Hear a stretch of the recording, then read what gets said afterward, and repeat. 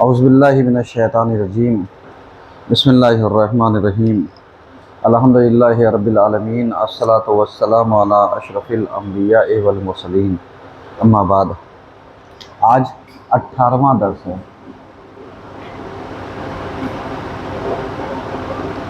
18واں درس اور 25 تاریخ۔ ہم نے کل گفتگو پہنچائی تھی یہاں تک کہ مجتہد جامع الشرائط کسے کہتے ہیں، تو اس پہ ہم نے چند چیزیں کل بیان کی تھی، کیونکہ جن کی ہم تقلید کرتے ہیں اگر احکام تقلید ہمیں پتہ نہ ہو تو ہمیں کیسے کلیئر ہوگا کہ ہم کیا کریں کیا نہ کریں، کس کی تقلید کریں کس کی تقلید نہ کریں۔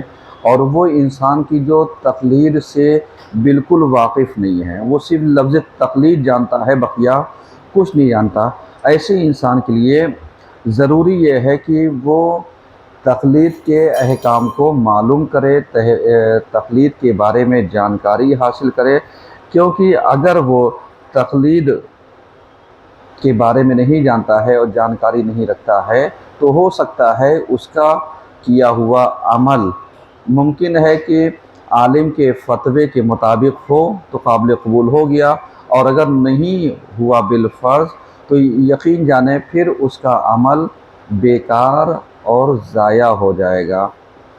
تو اس طریقے سے اگر ایک انسان عالم مسئلہ تھا، جان بوجھ کر کے تقلید نہیں کی، تو یہ مقصر ہوگا، یعنی اس کے اوپر اللہ کی طرف سے یعنی جو ایک سزا ہوگی وہ معین ہوگی۔ اور ایک وہ کہ جو قاصر تھا، مطلب جس کے یہاں دقتیں تھیں، مشکلات تھیں، عالم نہیں تھا، سمجھانے والا نہیں تھا یا بتانے والا نہیں تھا، یا اس کی رسائی یا پہنچ وہاں تک نہیں تھی، تو اس کی کنڈیشن الگ ہو گئی۔ تو جہاں پر ہماری کوتاہی ثابت ہو جائے وہاں پر ہم سزا کے حقدار ہوتے ہیں، اور جہاں پر کوتاہی ثابت نہیں ہوتی ہے تو اللہ ان چیزوں کو معاف کرنے کے لیے تیار ہوتا ہے۔ اب سوال یہ ہے کہ دینی احکام میں تقلید یعنی کسی مجتہد کے فتوے پر عمل کرنا، اور یہ ضروری ہے کہ جس مجتہد کی تقلید کی جائے، جہاں پر ہم نے چھوڑا تھا، وہ مرد ہو، صحیح ہے، عالم ہو، حلال زادہ ہو، احکام دین کی سمجھ رکھتا ہو، بالغ ہو، عاقل ہو، شیعہ اثنا عشری ہو، اور اس کے علاوہ یعنی احتیاط جن چیزوں میں رکھی گئی ہے وہ یہی کہ جیسے اپنے زمانے سے عالم ہو، یہ بہت اہم چیز ہے،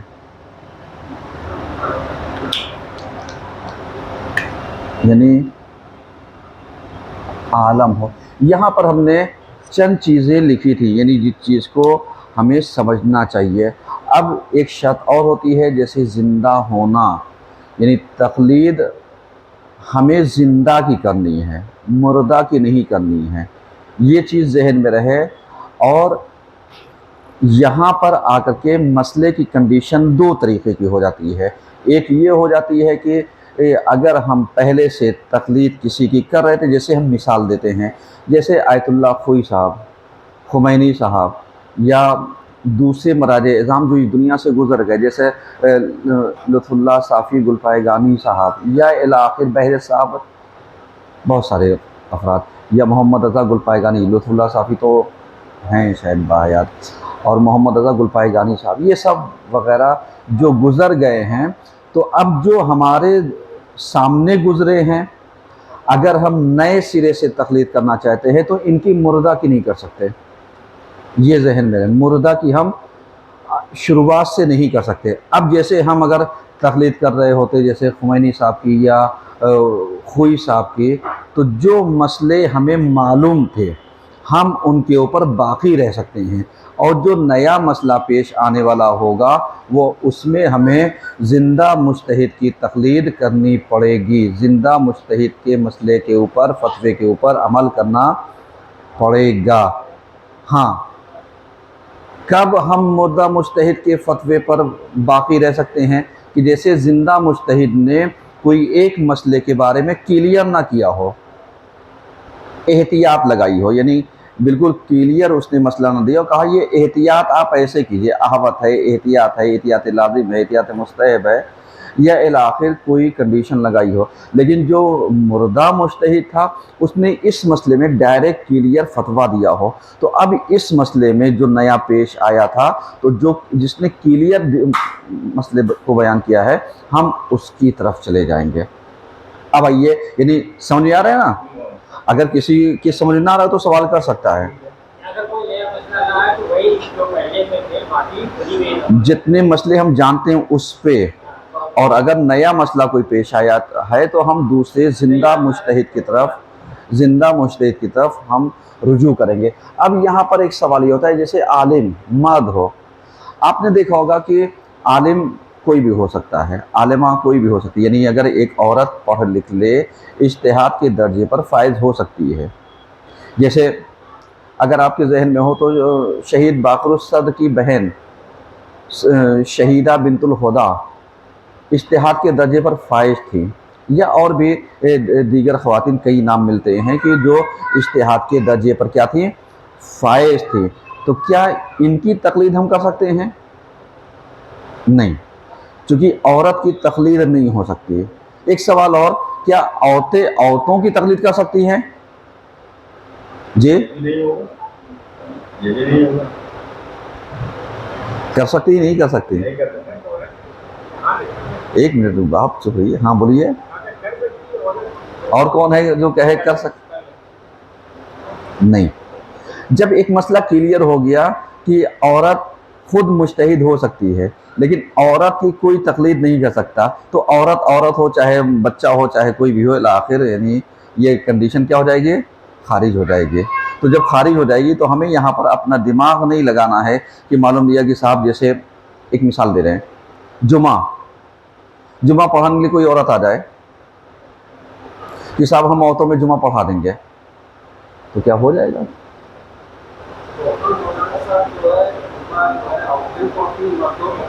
ہم بالکل پڑھیں گے۔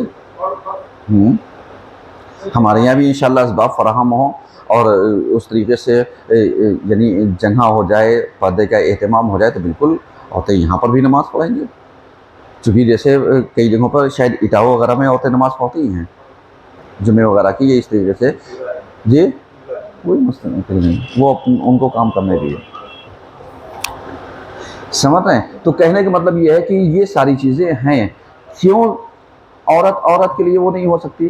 ہاں، نماز اگر امام جماعت بننا چاہے تو عورت کے لیے بن سکتی ہے، لیکن شرطیں ہیں۔ شرطیں کیا ہیں؟ کہ ہم آگے نہیں کھڑے ہو سکتے، جیسے مرد آگے کھڑا ہوتا ہے اور یعنی اس کے پیچھے جو مقتدی حضرات ہوتے ہیں، اقتداء کرنے والے، وہ کھڑے ہوتے ہیں، تو کیا عورت بھی آگے کھڑی ہو سکتی ہے؟ کہا نہیں، عورت کے برابر میں ہی کھڑی ہوگی، آگے نہیں کھڑی ہوگی۔ اور جبکہ وہ نماز پڑھائے گی اور سب اس کے ساتھ پڑھیں گے، جماعت سے ثواب ملے گا، صحیح ہے، لیکن وہ آگے نہیں کھڑی ہو سکتی۔ جیسے اس طریقے سے شرط۔ اب آئیے یہاں پر، جیسے مرد ہو، یعنی تقلید میں جس کی تقلید کی جائے گی وہ مرد ہوگا، عورت کی تقلید نہیں ہو سکتی۔ ہاں، عورت اپنے لیے کہ اگر وہ مجتہد ہوگی تو اس کے اوپر کسی دوسرے کی تقلید کرنا کیا ہے؟ حرام ہے۔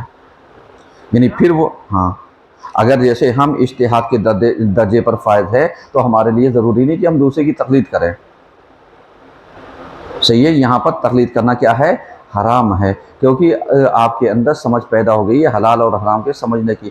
ہاں، یہاں پر جیسے ہم نے ایک چیز بیان کی تھی کہ کچھ مجتہد، جیسے تقلید شخصی ہوتی ہے، تقلید مطلق ہوتی ہے، یعنی شخصی یعنی کسی پرسن کی کچھ چیزوں میں، اور ایک ہے ہم عمومی کرتے ہیں، ہمیں نہیں پتہ، بس ہم نے سن لیا کہ جیسے سیستانی صاحب ہیں تو ہمیں ماننا ہے، ہمیں تحقیق کرنے کی ضرورت نہیں، یا جیسے ہم نے معلوم لیا یہ وہ کر لیا کہ صاحب جو خامنہئی صاحب ہیں ان کی تقلید کرنی ہے، ہو سکتا ہے خامنئی صاحب سے زیادہ کسی مسئلے میں کوئی دوسرا عالم موجود ہو، یا سیستانی صاحب سے زیادہ کوئی مسئلے میں کوئی دوسرا موجود ہو، لیکن اگر ہمارے اندر اس چیز کی صلاحیت نہیں ہے تو ہم اپنے مجتہد کے اوپر باقی ہیں. ہمیں بار بار کسی چیز کے بدلنے کی ضرورت نہیں ہے، مگر یہ کہ یقین ہو جائے کہ اس سے زیادہ جانکار یہ نہیں وہ ہیں، ان سے زیادہ عالم یہ نہیں وہ ہیں، تب تو ہم بدل سکتے ہیں. لیکن اگر ایسے ہی ہم ڈاواڈول ہیں تو اس میں ہم بدل نہیں سکتے ہیں. تو اب جیسے یہاں پر مد ہوا، یعنی تقلید مد کی ہوگی. اس کے علاوہ جیسے حلال زادہ ہونا شرط ہے کہ جس کی تقلید ہوگی وہ حلال زادہ ہو، یعنی جو ہمارے یہاں کیا کہتے ہیں غیر حلالی نہ ہو. یہ بہت اہم شرط ہے، یعنی جس چیز کے لیے، چونکہ ہر ایرا غیرہ کیوں اس کو منع کیا گیا. کبھی آپ کے ذہن میں یہ چیز پیدا ہوئی؟ کبھی ذہن نہیں. حرام کا کھانا اور یہ حرام کا پیدا ہونا دو الگ الگ چیزیں ہیں. دیکھیے یہاں پر جو چیزیں ہیں وہ یہی پیغمبر کی ایک حدیث یہ ہے کہ وہ انسان جو حلال زادہ نہ ہو، غیر حلالی ہو، یا ولد الحیض ہو، سمجھتے ہیں، یعنی جو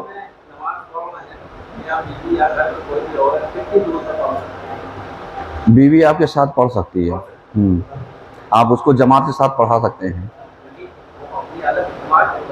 وہ جماعت سے ثواب لینا چاہے تو شوہر اس کے لیے امام بن سکتا ہے، اس کے بچے اس کے پیچھے نماز پڑھ سکتے ہیں. ٹھیک ہے. اس اذان ہو رہی کیا بیٹا؟ روک دو اس کو. اب جو چیز یہاں پر بتا رہے تھے وہ یہی کہ مطلب حلال زادہ ہو. حلال زادہ کا مطلب یعنی چونکہ پیغمبر کی حدیث یہ ہے کہ جو شخص غیر حلالی ہوگا یا ولد الحیض ہوگا وہ دشمن اہل بیت ہوگا.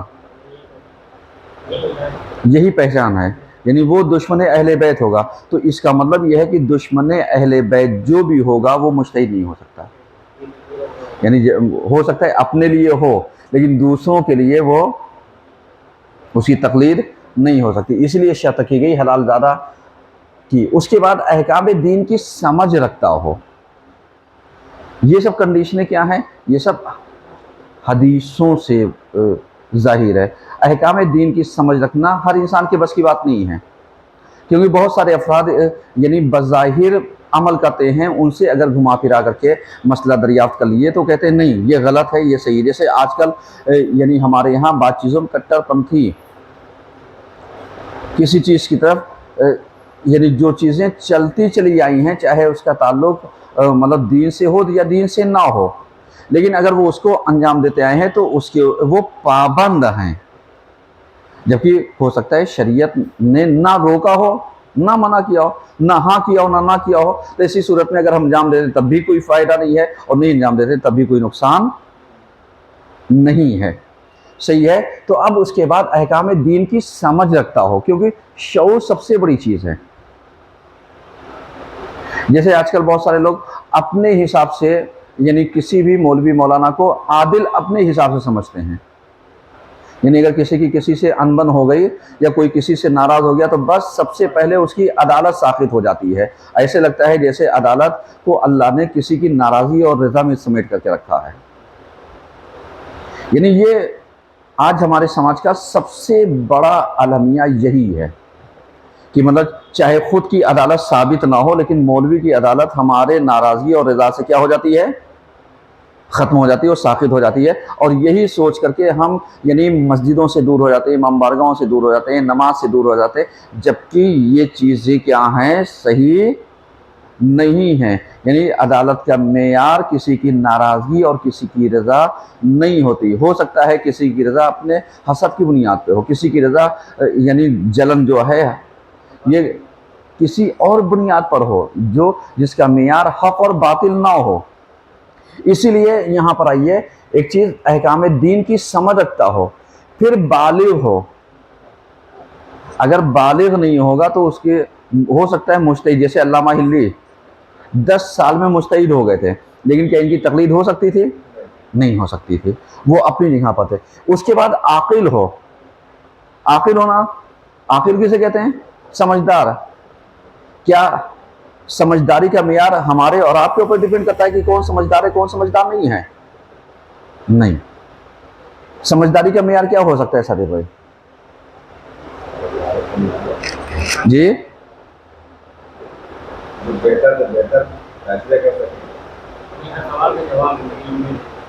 سمجھداری کسے کہتے ہیں؟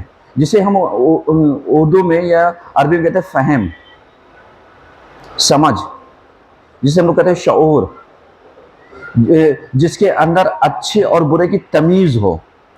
کبھی کبھی ایسا ہوتا ہے کہ معلوم دیا کہ ہمارا دل چاہ رہا تھا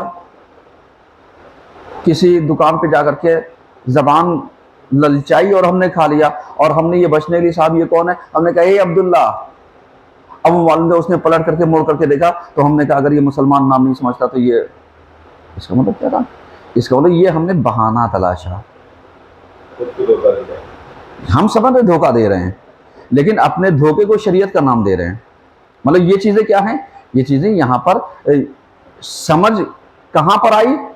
جہاں پر خود کو کھانے کے لیے جواز پیدا کرنا تھا وہاں سمجھ آ گئی، اور جہاں پر یعنی اپنی ناراضگی کو دور کرنا کہ ہمیں مسجد آنا چاہیے تھا وہاں سمجھ نہیں پیدا ہو پا رہی ہے یہ کیا ہے۔ تو یہ چیزیں کبھی کبھی یعنی الٹی ہو جاتی، یعنی ہماری سمجھ میں اور ہماری نا سمجھ میں سمجھ کہاں پر کام کرتی؟ جہاں اپنا مفاد ہوتا ہے، اور جہاں پر اپنا مفاد وابستہ نہیں ہوتا وہاں پر سمجھداری کام نہیں کرتی ہے۔ جبکہ معیار کیا ہونا چاہیے تھا؟ معیار اسلام کی سمجھ ہونا چاہیے، چاہے اپنی ناراضگی ہو یا نہ ہو، اپنی رضا ہو یا نہ ہو، ہماری نزدیک جو ہونا چاہیے وہ خدا معیار ہونا چاہیے، وہ اہل بیت معیار ہونے چاہیے کہ ان کی رضا کیا ہے، ان کی مرضی کیا ہے، خدا کی مرضی کیا ہے، اس طریقے سے۔ اب جب سمجھ ہو جائے گی تو معلوم دیا کہ بالغ ہو، عاقل ہو، شیعہ اثنا عشری ہو سکتا ہے بہت سارے دوسرے مذہب کے لوگ، ہو سکتا ہے بہت سارے 3 امام کو مانتے ہیں، جیسے بورے وغیرہ 3 امام تک مانتے، چوتھے امام تک جا کر کے نہیں مانتے۔ تو امام حسین اسلام کو اس کو کرتے ہیں، مان لیتے ہیں۔ اس کے بعد کچھ 6 امام کو مانتے ہیں، کچھ 7 امام کو مانتے ہیں، یعنی واقفیہ جو جا کر کے جناب اسماعیل کی طرف چلے جاتے ہیں، ہمارے 7ویں امام کی طرف نہیں جاتے۔ یعنی اس طریقے سے یہ سب افراد، تو شرط کیا ہے؟ تقلید کس کی جا سکتی ہے؟ جو شیعہ اثنا عشری ہو، یعنی 12 اماموں کا ماننے والا ہو، اس کی تقلید کر سکتے ہیں۔ اس کے علاوہ اگر کوئی 6 امام ماننے والا ہے یا 5 امام ماننے والا ہے یا 3 امام یا 7ویں امام تک، تو اس کی تقلید ہم نہیں کر سکتے۔ اس کے بعد عالم ہو، عالم یعنی سب سے زیادہ جانکار۔ کبھی کبھی عالم کا مطلب کیا ہوتا ہے؟ یعنی وہ انسان کو ہم کہتے ہیں عالم کہ جو اپنے زمانے میں فیمس ہو۔ یہ سب سے زیادہ علم کس کے پاس ہے؟ تو کہیں گے فلاں کے پاس ہے، یا تو شاگردوں کے ذریعے پتہ چلے گا، یا اس کے علم کا چرچا ہوگا، یا اس کی شہرت ہوگی، یا اس کے علم کی توتی بولتی ہوگی، یا لوگ اس کے علم کے قائل ہوں گے ہاں بھائی اگر سب سے زیادہ جانکار ہے تو یہ، تو پھر اگر یہ چیزیں شہرت پا گئی عرف عام میں تو یہ عالم ہونے کے لیے کافی ہے۔ سمجھ آ رہا ہے؟ یعنی جو سب سے زیادہ جانکار ہو، نہ یہ کہ ہم اس میں دیکھیں کون کتنی اچھی مجلس پڑھ لیتا ہے، کون کتنے اچھے بطولے بازی کر لیتا ہے، صحیح ہے، یہ چیزیں معیار نہیں ہیں۔ جبکہ ہمارے ہندوستان میں کیا ہے؟ ہمارے ہندوستان میں یہی ہے۔ اب معلوم دیا جس کو تقلید کا تے نہیں آتا ہوگا، شیعہ کا شین سے واقف نہیں ہوگا، دین کے دال سے واقف نہیں ہوگا، حسین کے ہے سے یا ہا سے واقف نہیں ہوگا، وہ آ کر کے مرجع کو گالی دیتا ہے، وہ آ کر کے مرجع کو برا بھلا کہتا ہے، وہ آ کر کے مرجع کی بے عزتی کرتا ہے، وہ آ کر کے صاحب امامہ لوگوں کو برا بھلا کرتا ہے۔ اس کا مطلب کیا ہوا؟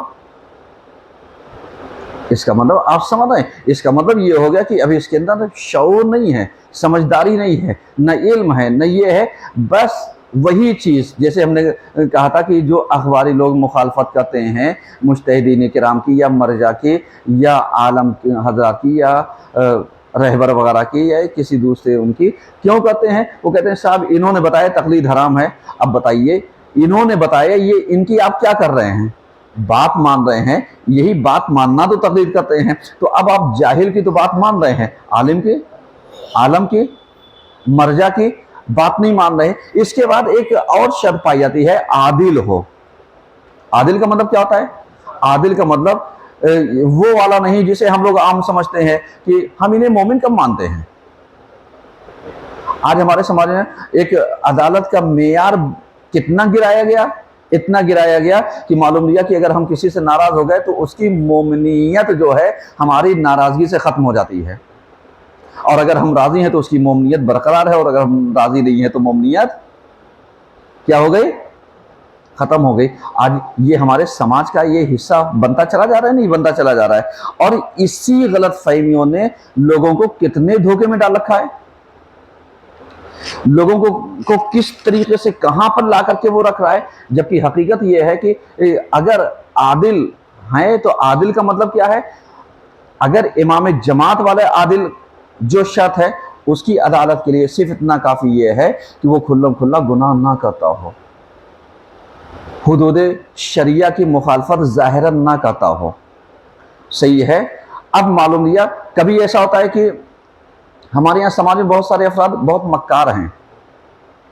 मक्कार जानते हैं किस एतबार से हैं? मक्कार इस एतबार से है कि ये किसी भी कंडीशन को ना समझना चाहते हैं, ना समझाना चाहते हैं, ना किसी की बात मानते हैं, सिवाय इसके कि अपनी जहालत को दूसरों के ऊपर क्या कर दें, थोप दें। जैसे मिसाल दें कि अगर ये जैसे आज फैसले कर लेते हैं हम लोग कि साहब ये हमारे मस्जिद का पेश इमाम जो है वो क्या बताए, हमने आकर के देखा वो नमाज के वक्त बैठा हुआ था, बातें कर रहा था, नमाज नहीं पढ़ी। इसका मतलब क्या हुआ, अव्वल वक्त उसने नमाज नहीं पढ़ी, इसकी अदालत क्या हो गई, खत्म हो गई। क्यों? इसलिए कि अगर ये मौलवी होते तो ये अव्वल वक्त क्या करते, नमाज पढ़ते, और इन्होंने अव्वल वक्त नमाज नहीं पढ़ी, तो इसका मतलब ये है कि ये मोमिन नहीं है। और इसके अलावा बिलफर्ज अगर आप आए और आप आने के बाद आपने कोई मसला पूछा, हमने आपको आपके हिसाब से जो कंडीशन अप्लाई थी उसको बताया, आपके सामने दूसरे ने वही मसला पूछा, हम जानते हैं इसकी कंडीशन अलग है, उसको अलग बता दिया। अब मालूम है तीसरे ने आकर के आपके सामने वही मसला पूछा, उसकी कंडीशन की बुनियाद पर मसला अलग कर दिया, कहा ये देखो कितने वो हैं, इनको तो कुछ आता ही नहीं, हमने वही सवाल पूछा इन्हें कुछ जवाब दिया, हमने वो पूछा इन्होंने इनको कुछ जवाब दिया, हमने कुछ पूछा इनको कुछ जवाब दिया। इसका मतलब ये सबसे बड़े झूठे हैं। इसका मतलब क्या हुआ, इसका मतलब ये हो गया कि ये सबसे बड़े झूठे हैं। अब आप जरा सा आइए, मैं आपको लेकर के मासूमीन के ज़माने में लेकर के चलता हूं। क्या मासूमीन की आपने सारी हिस्ट्री पढ़ी? मासूमीन की हिस्ट्री को समझा? मासूमीन की बातों को समझा? नहीं समझा। अब जब नहीं समझा मासूमीन की बातों को तो हमें क्या करना चाहिए था, समझना चाहिए था। बिल्कुल वैसे ही जैसे कोई इंसान थर्ड आई लगाए हो, एक कैमरा लगाए हो, और कैमरा लगाने के बाद मौला कायनात के ऊपर फोकस किए हुए हो, और इत्तेफाकन जो है उसी ज़माने में जो खलीफा सालिस थे उनका कत्ल हो जाए, जो मुसलमानों के तीसरे खलीफा थे उनका कत्ल हो जाए, और कत्ल होने के बाद मौला कायनात दरवाजे पर बैठे रहे और कुछ लोग आकर के सवाल करें कि साहब आपने क्या अंदर से निकलते हुए किसी को देखा या बाहर से अंदर जाते हुए किसी को देखा हो? तो अब मौला कायनात जैसे इस कुर्सी पर बैठे थे, ये उठ करके इस कुर्सी पर बैठ गए हों, और आपसे कहा हो जब से मैं इस कुर्सी पर बैठा हूं तब से मैंने किसी को बाहर आते जाते निकलते और दाखिल होते नहीं देखा। अब आप कहेंगे बताइए माज़अल्लाह ये कितने बड़े झूठे हैं, अभी हमने देखा ये यहाँ बैठे थे, हमने देखा है अंदर जाते हुए वहां से निकलते हुए, और ये कह रहे हैं कि साहब जब से मैं इस कुर्सी पर बैठा हूँ। इसका मतलब क्या हुआ, मौला कायनात अलैहिस्सलाम गलत बयानी कर रहे थे, तेरी समझ का फतूर था। आज हमारे यहाँ गलत फहमियाँ जो उलमा के खिलाफ, आलिमों के खिलाफ, मुज्तहिदीन के खिलाफ इसी तरीके से प्रोपगंडा की जा रही हैं, इसी तरीके से यानी इस चीज़ को गढ़ा जा रहा है, मन गढ़ांत बातें पेश की जा रही हैं ताकि किसी तरीके से ये जो आदिल होना है इसको क्या कर दिया जाए, जाया कर दिया जाए अलैहिस्सलाम।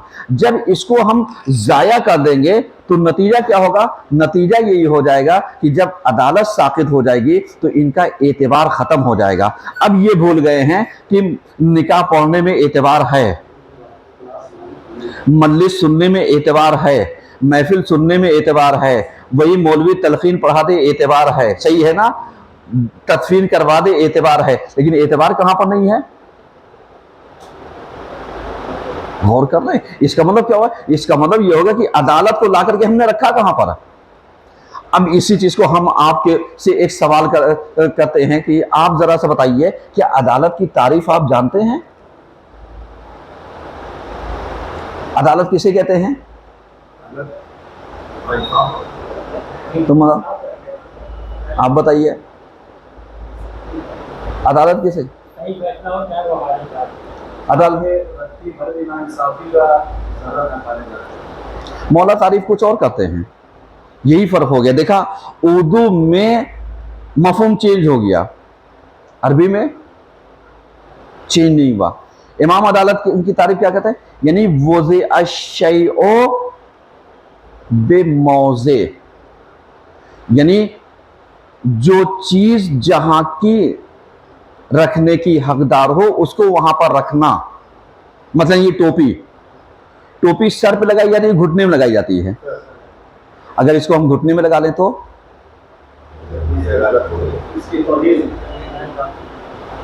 احسن, یعنی جو چیز جہاں کی حقدار تھی اس کو وہاں پر رکھنا. اب معلوم دیا عالم کا مقام کہاں پر ہے؟ صحیح ہے, علماء کو کہاں پر ہونا چاہیے تھا؟ اب اگر عالم کی جگہ پر ہم شاعر کو لا کر کے بٹھا دیں تو یہ عدالت کے خلاف ہے. یہ والی عدالت سمجھ میں نہیں آتی, یہ والی عدالت سمجھ میں نہیں آتی. عالم کی جگہ پر لا کر کے ذاکر کو بٹھا دیں, یہ والی عدالت سمجھ میں نہیں آتی. عالم کی جگہ پر لا کر کے کسی خطیب کو ویسے بٹھا دیں کہ جو اس کا حق نہیں تھا لیکن ہم نے اس کو نیچا دکھانے کے لیے اس کو لا کر کے اونچا کر دیا, یہ والی عدالت سمجھ میں نہیں آتی. تو اب جب یہ عدالت سمجھ میں نہیں آتی تو پھر کیسے سمجھ میں آئے گی کہ رسول کی جگہ پر اگر کوئی آ کر کے دوسرا بیٹھ گیا علی کی جگہ پر تو یہاں پر عدالت سمجھ میں آئے گی؟ رسول کی جگہ پر وہی بیٹھے گا جو رسول کا نائب ہوگا. اب جو نائب ہوگا تو اگر اس کو ہم نے اس کی جگہ پر رکھا ہے تو یہ ہے عدالت, اور اگر اس کو اس کی جگہ سے ہٹا دیا ہے تو یہ یہاں پر عدالت, اس کے ساتھ انصاف نہیں ہوا. اب آپ نے دیکھا, آپ نے معنی کچھ اور بتائے اور عربی میں معنی کچھ اور نکلے یا نہیں نکلے؟ نکلے. ایسے ہی بہت سارے الفاظ ہیں جو اردو میں الگ مفہوم رکھتے ہیں, عربی میں الگ مفہوم رکھتے ہیں, لیکن ہم نے کبھی نہ اردو سمجھنے کی کوشش کی نہ عربی سمجھنے کی کوشش کی, اور اپنے اعتبار سے معنی کو گڑھ لیا اور لا کر کے پیش کر دیا. اب یہاں پہ عدالت سے مراد کہ عادل کسے کہتے ہیں؟ عادل, یہاں پر جو چیز وہ کی گئی ہے وہ یہی عادل ہونے کی علامت یہ ہے کہ وہ بظاہر ایک اچھا شخص ہو اور اس کے اہل محلہ یا ہمسایوں یا ہم نشینوں کے بارے میں دریافت کیا جائے تو وہ اس کی اچھائی کی تصدیق کریں. یہ کیا ہو گئی؟ عدالت. اب اسی کی جگہ پر اگر کوئی بغضی مل جائے, کوئی حسودی مل جائے, کوئی جلاپا رکھنے والا مل جائے, کوئی جلن خور ہو, تو کیا ایسے افرادوں کی بات مان لی جائے گی؟ نہیں. سمجھ رہے ہیں؟ اب اسی کو پلٹیے پیغمبر کے زمانے میں. پیغمبر کے زمانے میں 70,000 ممبروں سے, یعنی پیغمبر کے زمانے سے لے کر کے سن کہاں تک؟ 50 ہجری تک. 50 ہجری سے لے کر کے 60 ہجری کے بیچ کا جو زمانہ اپنے عروج پر تھا مولا کائنات کو برا بھلا کہنے کا, اور یہی وہ زمانہ تھا کہ جب مولا کائنات کو 70,000 ممبروں سے برا بھلا کہا گیا. اب اگر اس دور میں آپ ہوتے یا آپ جا کر کے علی کے بارے میں دریافت کرتے تو آپ کا نظریہ علی کی عدالت کے بارے میں کیا تھا؟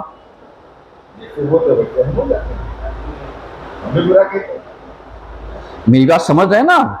میری بات اچھے سے سمجھ, نہ سمجھ آئے سوال کیجئے گا, میں جواب دوں گا, تاریخ کے آئینے میں جواب دوں گا تاکہ آپ اس چیز کو سمجھیے گا. اب اسی چیز کو ذرا سا آپ سمجھیے کہ معلوم یہ اگر اس زمانے میں ہوتے تو اکثریت 70,000 ممبروں سے مولا کائنات کو برا بھلا کہنے والی تھی. اب اگر لوگوں کے کہنے پر ہم بہہ جاتے تو علی کو کیا سمجھتے؟